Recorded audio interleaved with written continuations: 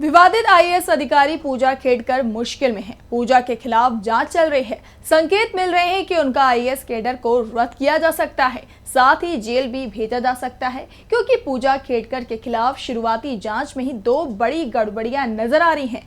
पहली, एक OBC non creamy layer और दूसरा दिव्यांगता का सर्टिफिकेट। यूपीएससी को ओबीसी नॉन क्रीमी लेयर वाले सर्टिफिकेट में तो कोई कमी नहीं दिखी, लेकिन दिव्यांगता सर्टिफिकेट को उसने नहीं माना था।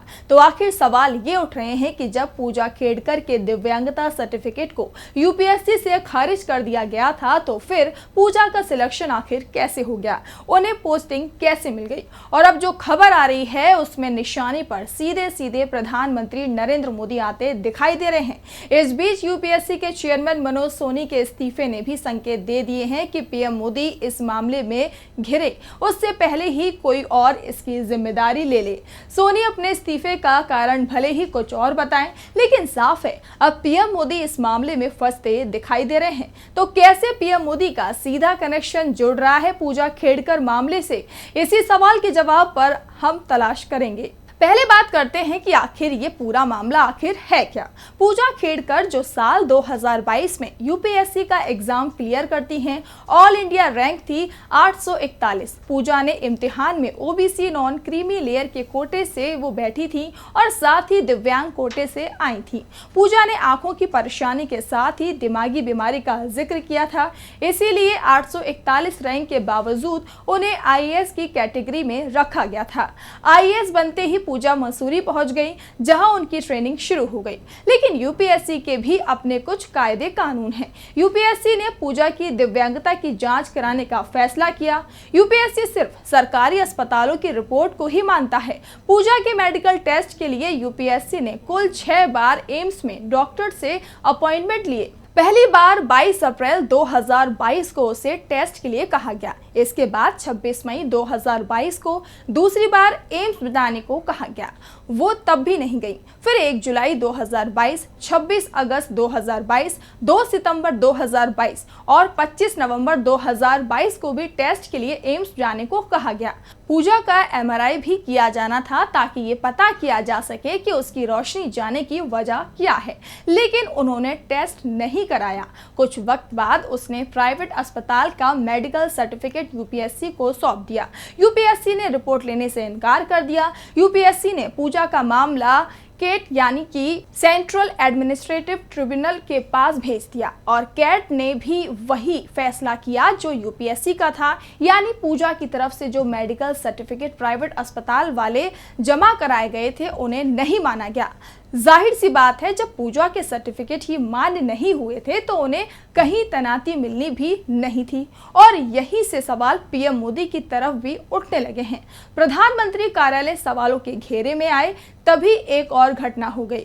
यूपीएससी के चेयरमैन मुकेश सोनी ने अपने पद से इस्तीफा दे दिया। सोनी की नियुक्ति 1 साल पहले हुई थी। उनका कार्यकाल 2029 तक था। सोनी को पीएम मोदी का करीबी माना जाता है। ऐसे में उनके इस्तीफे के साथ ही ये सवाल उठने लगे कि कहीं ये इस्तीफा पूजा खेड़कर मामले में पीएम मोदी को बचाने के लिए तो नहीं दिया गया है। मनोज सोनी का इस्तीफा पूजा खेड़कर पर यूपीएससी की तरफ से एफआईआर दर्ज कराने के तुरंत बाद आया।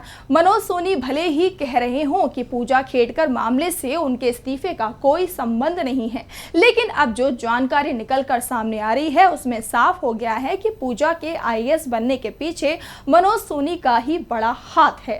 पूजा खेड़कर का इंटरव्यू 5 सदस्यों के बोर्ड ने लिया था, जिसमें यूपीएससी चेयरमैन मनोज सोनी भी शामिल थे।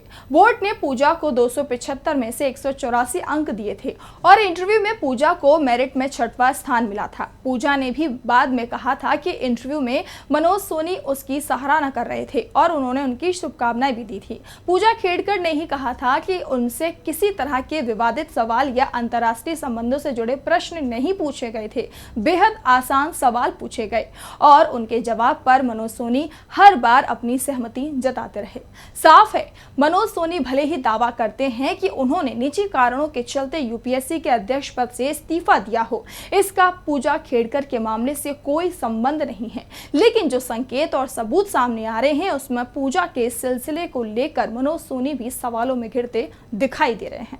अब बात करते हैं कि आखिर क्यों इस मामले में पीएम मोदी का नाम भी सामने आने लगा है। सवाल उठ रहे हैं कि प्रधानमंत्री कार्यालय क्यों चाहता था कि पूजा आईएएस बने। दरअसल पूजा के मेडिकल सर्टिफिकेट को यूपीएससी खारिज कर चुका था।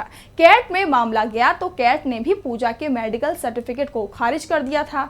दूसरी तरफ पूजा एम्स में जांच कराने को तैयार नहीं थी और यहीं पर एंट्री हो गई प्रधानमंत्री कार्यालय की।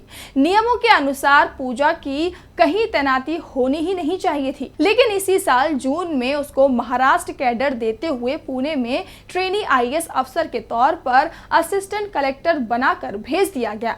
उसकी इस तैनाती का फरमान डीओपीटी यानी कि department of personal and training की तरफ से जारी किया गया था।